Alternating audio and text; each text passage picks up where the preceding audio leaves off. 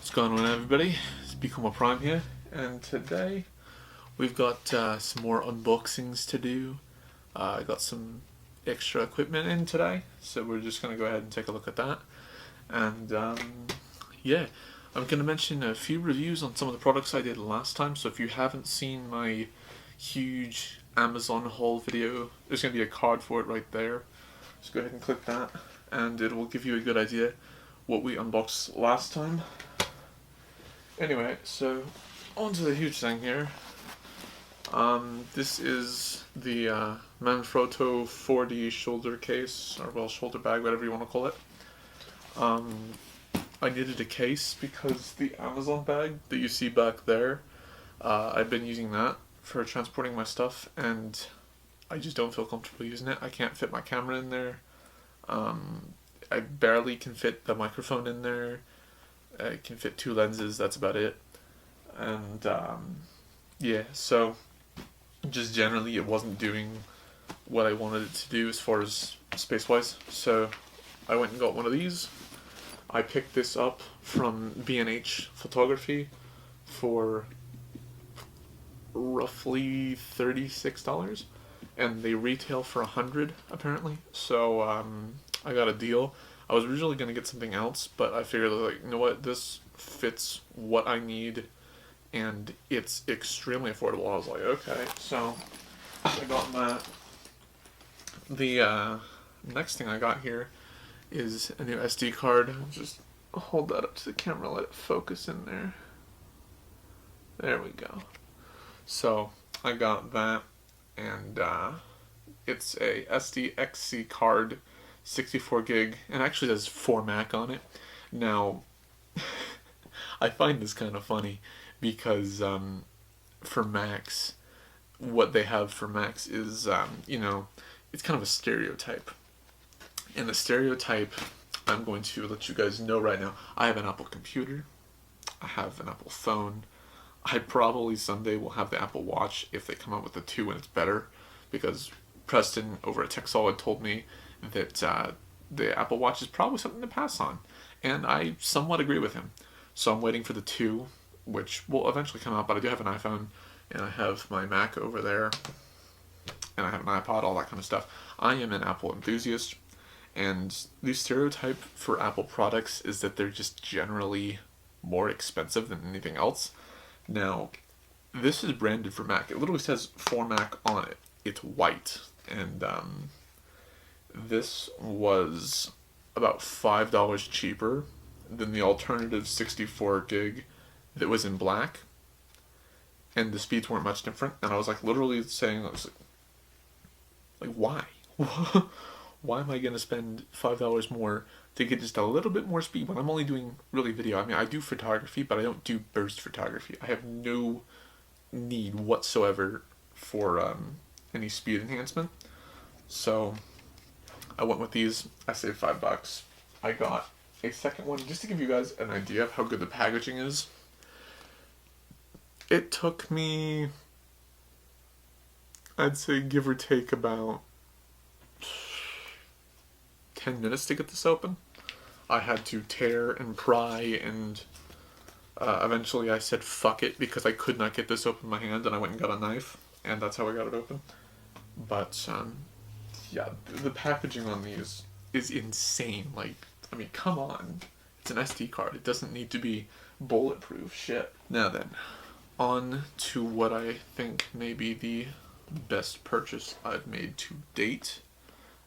Big thank you to Toby for giving me the suggestion to buy this. And really what led me to buy it is I was like, I can't film indoors. Right now, I'm filming directly, and I really mean directly in front of natural light. I have an open window, no blinds, nothing. Open window right behind the camera. And we are shooting at ISO 640, and this is what we're getting. Like, I'm not going to enhance anything on this. I'm just going to show you guys what this exact clip is, and that's how it's coming out. So it's quite embarrassing because it's like, if I don't have natural lighting, I cannot film. Like, I can't vlog. So like, if it's like shitty weather or clouds or something like that, or if it's nighttime, I can't vlog, and that bothers me because I like to do things on my time, not when it's, you know, nature's time to be bright. So I got a f1.4 lens because wider aperture means more light, means I can shoot when it's a little bit darker. Now obviously I'm still going to need lighting, but it's going to help my problem a little bit, and I'll probably be able to boost this down to like 100. And I will attach this and go ahead and show you guys what it's like, but I'm just going to open this up here and show you guys. Now, to give you a comparison, what you're actually seeing is the Canon EFS 18 to 135, and it's f3.5 to 5.6. Right now it's on 3.5, so obviously I don't think there's going to be too much of a difference, but I was just like, you know, I wanted it, and it happened. So this is the Sigma 30 1.4 DC HSM Art Lens. Now, one thing I really like that Sigma does is they give you a case. Like, Canon doesn't give you a case. They give you the back cap and the front cap, and that's it. They don't even give you a lens holder. But Sigma actually gives you this case, which is just like, I love this case. I really, really love this case because like it actually does something. It has a purpose, you know? And like it's got this back pad which you can actually take out. Now there's no reason to take it out because, you know, the pad should be in there, but the pad does come out if you want it to. So I guess you could maybe store a little bit more in there, like a lens cleaning kit or something. But yeah, I don't have any reason to take it out. So yeah, and then they have the little Sigma branding on there. See if I can get it to focus in. Come on. There we go. So yeah, that is the Sigma lens holder. Now this is the actual lens. I have the lens hood on backwards to protect the focusing system because I'm told it can be a little temperamental and you don't want to bang it on anything. So I have the lens hood around there to protect it. Just out of what I've seen already, like this is, it's amazing. So what I've found out from this so far is that the build quality, this feels sturdy. It feels good. Like it's well built. And the fact that like this is Japanese, and like my dad's always telling me like, oh, don't buy Japanese shit. It's crap. Japanese stuff is not crap, and this just further proves my point. This is the best lens I have ever seen. So yeah, job well done to Sigma.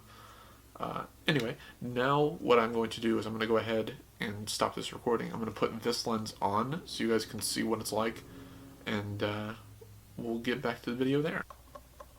I'll focus in there. There it goes.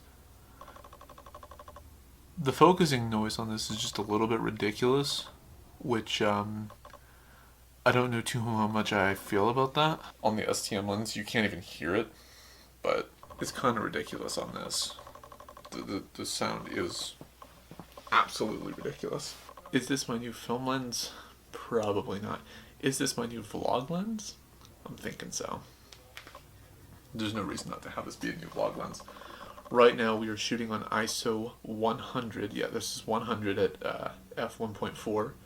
So this is widest aperture you can go on this lens. This is, I'd say, better because before we were shooting at 640 ISO with the Canon lens, and this is pretty much how it looked lighting wise. Now we are shooting with the Sigma lens at 1.4, and we're at 100 ISO and it looks fine. So now I'm thinking when I want to do my nighttime shots, I just pull out my computer and we can do nighttime shots now. I just have to bump the ISO a little bit, but previously I had to use ISO 1400. Now I'm probably only going to have to use ISO 400 or 600, which is, as long as I don't pass 600, I think I'm fine.